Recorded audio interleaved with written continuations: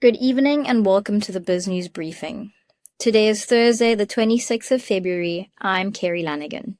On tonight's show, why markets like budget's debt path, Treasury's path to growth, Nvidia's earnings outlook, and Anthropic's AI safety pivot under Pentagon pressure. RMB trading structurer Kgothatso Baloyi reacts to yesterday's budget and the market response. She spoke to Bloomberg's Jumana Buchechi this morning. You know, one of the comments that has been leveled on the back of this budget is there's obviously been a great focus on balancing the budget, bringing the public finances back in order. Has there been enough emphasis on kickstarting the economy and on investment pledges that will actually stimulate growth in the future? So the finance minister did mention an investment of about R1 trillion into infrastructure spending. So we are looking at electricity, which has actually quite improved in the past year or so in terms of the production of electricity. We're looking at infrastructure when it comes to water, and that is quite a big one in terms of the South African economy. So a big investment into infrastructure means more jobs, means higher personal income taxes for the government. So we do see the economy, the National Treasury actually investing back into the economy going forward. And you do believe that this debt profiling that the finance ministry presented yesterday can actually be adhered to over the medium term? I mean, given what has happened in the past year and how well they've turned around the budget in terms of debt, I do think that it's possible that we see it going forward. The finance minister also mentioned an anchoring of debt, which will be spoken about in the next medium-term budget policy statement. So I'm looking forward to seeing what the policy around anchoring of debt and anchoring of spending actually looks like. And if that looks good, I mean, we see going forward a good trajectory for the debt profiling of South Africa. Finance Minister Enoch Godongwana takes a close look at rebuilding state capacity as part of Treasury's growth plan, with Johannesburg's water crisis an example of what goes wrong when systems fail. Godongwana addressed press this morning. State capacity. We're putting better English. We're not trying to say is in dysfunctionality of certain institutions of the state, including the municipality. We're saying, no, let's put it nice. As we put those formulations, state capacity. With the team in Operation Volunteer. In essence, if we start just at one level, at municipal level, we've got huge challenges. Huge challenges.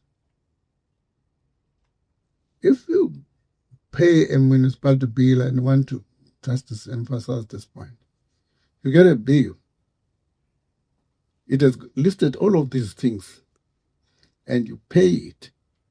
But although you've paid for water, it doesn't mean the money you've paid for water is going to go and maintain water services.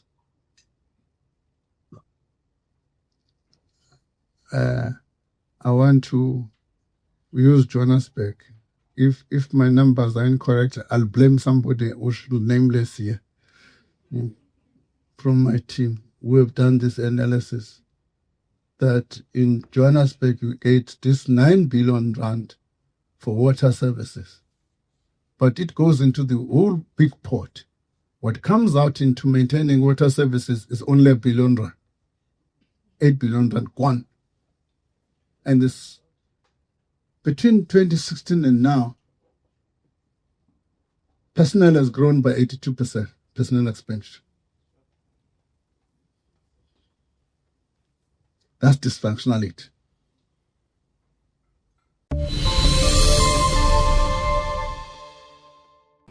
Robertson, a small town in the middle of nowhere where a wine farmer claims to have sold a Volkswagen up to We Buy Cars. A farmer. What car did you really sell them? A VW Up. Right here in Robertson. Small town, but we know about We Buy Cars. Yeah, but what's a farmer doing with a VW Up? It was just a run around. Cool cover story. And I see you traded it in for this, like a double cab Benay. Well, were they all out of ranges? We Buy Cars, the easiest way to sell your car by far.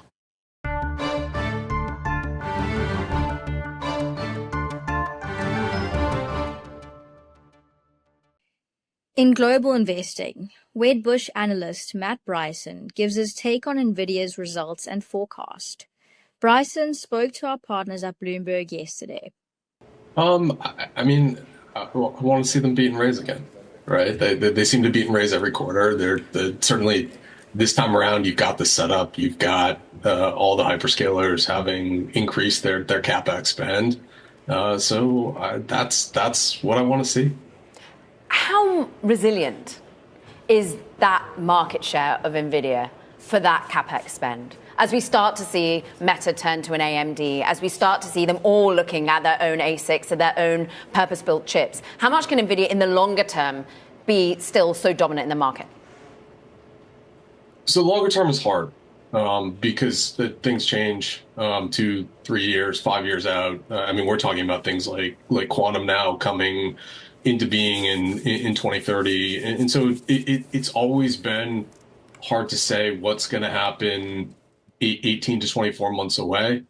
Having said that, I think right now you don't have a choice. And in part, we've got some component shortages that don't look like they're being alleviated through 27. So whether it's the TSM with CoWoS or wafer supply, whether it's HBM DRAM, and certainly over the next 12 months, I think NVIDIA has done a better job than anyone else in terms of setting up procurement. And so even if I'm Google and Gemini's going great and I want to roll out more TPUs, it's just hard to support that because you can't get the material. Matt, there is so much to be buoyant about. We're expecting 68% growth in revenue, 72% growth in earnings per share, which is just extraordinary. And you do have an outperform rating, and you do think the stock is going to kick into a higher gear. What gets us there? Because we've been stagnant for months.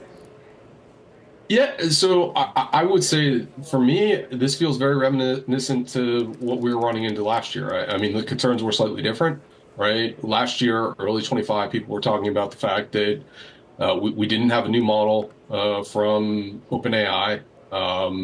We had DeepSeek coming out. They came out with their model. Was it going to just destroy demand for GPUs? And are we actually going to see inference take off? Now we've seen new models, right? They're all really good. Inference use cases really seem to be taking off.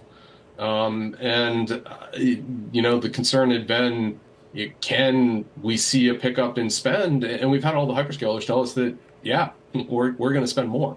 So I think a lot of the questions have been answered at this point, and that we see something similar to what we saw last year, where all of a sudden people realize that NVIDIA is only trading at close to 20 times what real earnings in the out year are going to be, and that it typically peaks at 30. And so I wouldn't be surprised if that happens again. And closing tonight's show, Bloomberg reports Anthropic has loosened a core safety policy as competition intensifies, amid tense contract talks with the Pentagon and debate over AI regulation.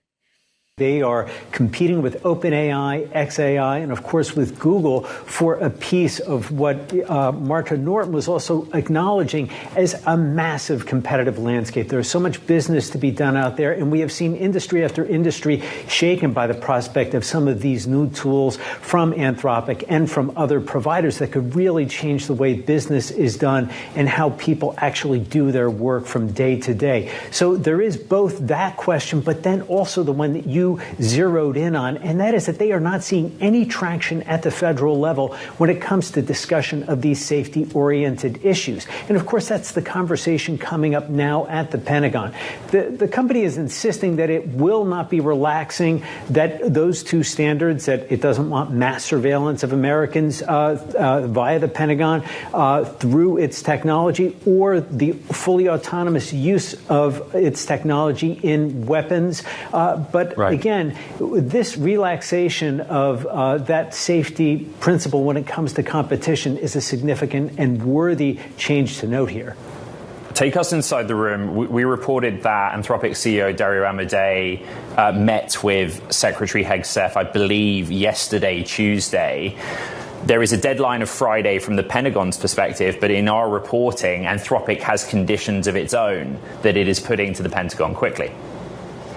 Yes, Anthropic has set those conditions as no mass surveillance and no use of its technology in fully autonomous targeting. And now those conditions, it's unclear at what point they will yield. The Pentagon says, look, you don't need those conditions. We will abide by the law. And we do not want, and this is according to the Pentagon's own new AI acceleration strategy released last month, they don't want companies to attach asterisks or conditions on the use of technology by the Pentagon if they are doing business with the government. And they have threatened the company with some dire consequences. One is that it would use the Defense Production Act to simply, in essence, impound the technology and use it over Anthropic's objections, or failing that, they would actually declare Anthropic a supply chain risk. And that would mean that vendors with the Pentagon would have to certify that they are not using Anthropic's technology, and that would pose a business risk to Dario Amodei and his business. That's been tonight's Business Briefing. I'm Kerry Lanigan. Thanks for watching, and we'll see you again on Monday.